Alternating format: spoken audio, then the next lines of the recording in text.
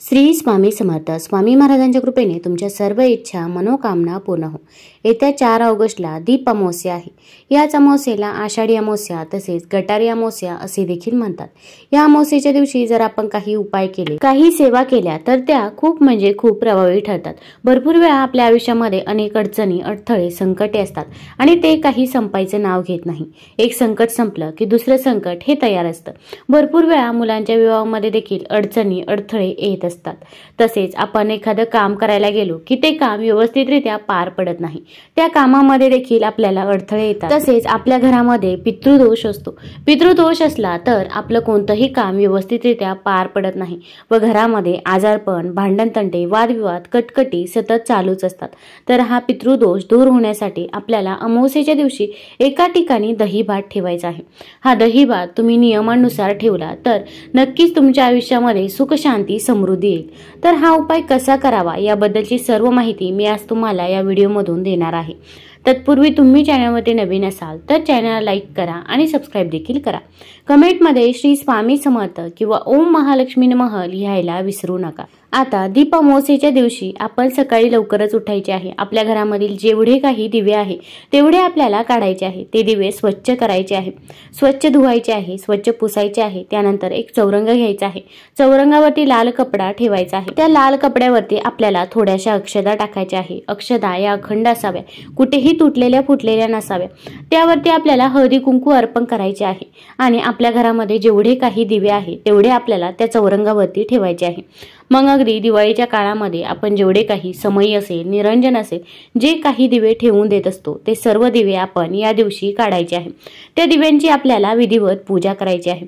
आता हे सर्व दिवे ठेवल्यानंतर दिव्यांना देखील हळदी कुंकू अर्पण करायचं आहे, फूल अर्पण करायचं आहे आणि त्यानंतर आपल्याला कणकेचे दिवे बनवायचे आहे. मग तुम्ही कणकेचे 5 किंवा 7 दिवे बनवू शकता आणि आपल्याला या कणकेच्या दिव्यांनीच त्या आपल्या दिव्यांना ओवाळायचं आहे. तसेच शुभम करोती कल्याणम हा श्लोक देखील आपण म्हणायचा आहे.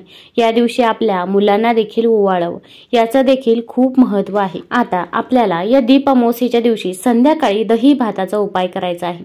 अगदी जेव्हा तुमचं जेवण होईल, सर्व काम आवरून होईल तेव्हा आपल्याला हा उपाय करायला घ्यायचा आहे. अगदी तुम्ही जेव्हा झोपायला जाता त्यावेळेस तुम्ही हा उपाय करायचा आहे. हा उपाय करण्याच्या अगोदर एक गोष्ट लक्षात ठेवायची आहे की आपण आपल्या घरातील लहान मुलांना सांगून ठेवायचं आहे की मी काय करत आहे. कारण की जर आपण उपाय करायला घेतलं की लहान मुले सारखं विचारत असतात की आई तू काय करते. मग आपण जेव्हा उपाय करत असतो तेव्हा आपल्याला मध्येच कोणी रोखणार नाही, टोकणार नाही याची आपल्याला काळजी घ्यायची आहे.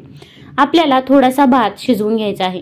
अगदी मुठभर भात शिजवा किंवा अगदी एखादी छोटीशी वाटीभर भात शिजवला तरी पण चालेल. हा भात आपल्याला खायचा नाही, त्यामुळे थोडाच भात शिजवायचा आहे. भात शिजवताना त्यामध्ये मीठ टाकायचं नाही, आपण आळणी भात शिजवायचा आहे. आता हा भात शिजवून झाल्यानंतर आपल्याला एक पत्तरवाळी घ्यायची आहे किंवा तुम्ही एखादा पुठ्ठा घेतला तरी पण चालेल. कारण की आपल्याला आपण जिथे भात ठेवणार आहोत तिथून आपल्याला परत प्लेट घेतली तर ती प्लेट आणता येणार नाही. त्यामुळे तुम्ही एखादा पुठ्ठा, पत्तरवाळी, एखादा कागद घेऊ शकता, फक्त जाड असावा. आता या पुठ्ठ्यावरती आपण भात थंड झाल्यावरती काढायचा आहे.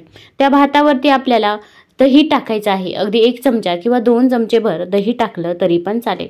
तसेच त्यावरती आपल्याला हळदी कुंकू अर्पण करायचं आहे.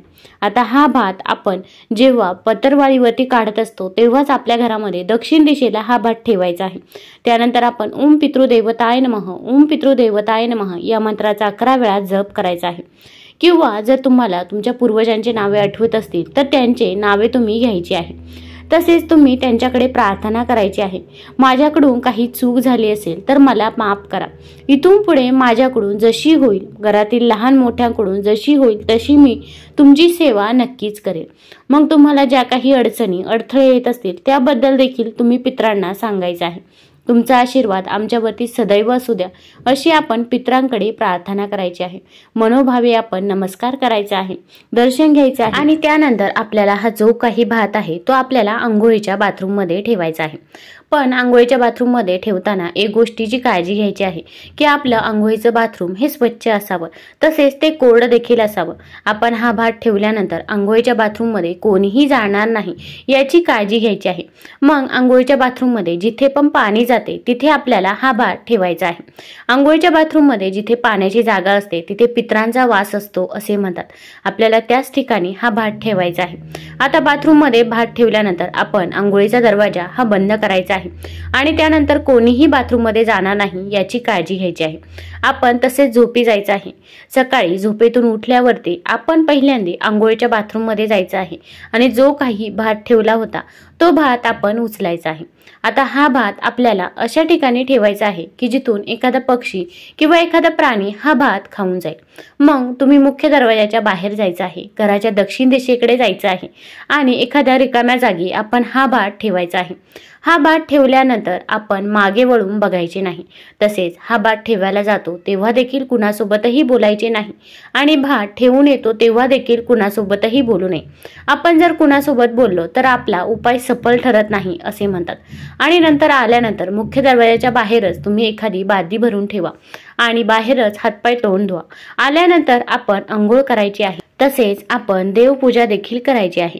आणि ज्यांना हा दही भाताचा उपाय करणे शक्य होणार नाही तर त्यांनी पितरांसाठी एक दिवा अमावास्येच्या दिवशी लावायचा आहे। तर आपल्या घरामध्ये जिथे पण दक्षिण दिशा असेल तिथे आपल्याला कणकेचा दिवा प्रज्वलित करायचा आहे। आता आपण एक कणकेचा दिवा बनवून घ्यायचा आहे। त्या दिव्यामध्ये आपल्याला थोडेसे काळे तीळ टाकायचे आहे, तसेच मोहरीचं तेल टाकायचं आहे। दिव्याखाली आपण एखादी वाटी ठेवायची आहे, त्या वाटीमध्ये थोडेसे अखंड तांदूळ ठेवायचे आहे। तांदळावरती हळदी कुंकू अर्पण करायचे आहे आणि त्यावरती तुम्ही हा कणकेचा दिवा ठेवावा। त्या दिव्याला देखील आपण हळदी कुंकू अर्पण करायचे आहे, त्यामध्ये काळे तीळ टाकायचे आहे। काळे तीळ टाकत असताना तुम्ही 11 काळे तीळ टाकावे आणि ओम पितृदेवताय नमः, ओम पितृदेवताय नमः या मंत्राचा जप करायचा आहे। मग 11 वेळा आपण हा जप करायचा आहे। त्या दिव्याचे दर्शन घ्यायचे आहे, पूर्वजांचे स्मरण करायचे आहे आणि आपण पूर्वजांकडे माफी मागायची आहे। माझ्याकडून जर काही चूक झाली असेल तर मला माफ करावी, पण इथून पुढे मी जमेल तशी सेवा तुमची करेल असे देखील आपण म्हणायचे आहे। शक्यतो तरी घरामध्ये ज्या काही वृद्ध व्यक्ती असतील त्यांनाच हा दिवा प्रज्वलित करायला लावावा, यामुळे पूर्वजांचा आपल्याला आशीर्वाद हा प्राप्त होत असतो। तुम्हाला जर हा व्हिडिओ आवडला असेल तर चॅनल लाईक करा, सबस्क्राईब करा। धन्यवाद।